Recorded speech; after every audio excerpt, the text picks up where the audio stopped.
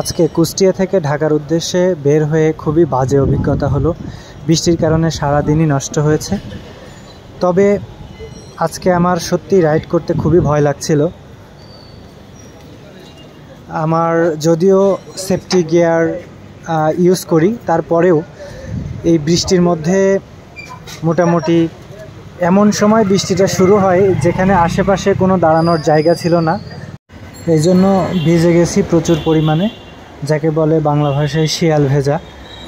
তো এই অবস্থায় আর কি ফেরিঘাটে এসে পৌঁছাইলাম। সেফটি গিয়ার থাকলেও বৃষ্টির মধ্যে রাইড করা খুবই বিপজ্জনক, বিশেষ করে চাকা স্কিড করার সম্ভাবনা অনেক বেশি থাকে।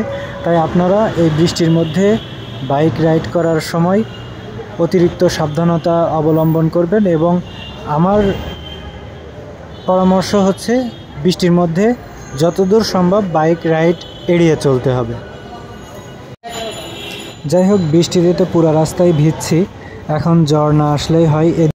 আজকে রেনকোটটা না থাকাও একটা বড় সমস্যা তৈরি করেছে। এদিকে আবার বাইকের অবস্থাও খুব খারাপ কাদা পানি দিয়ে, তো সেটাও পরিষ্কার করতে হবে যেহেতু। ধন্যবাদ, ভালো থাকবেন সবাই, আসসালামু আলাইকুম।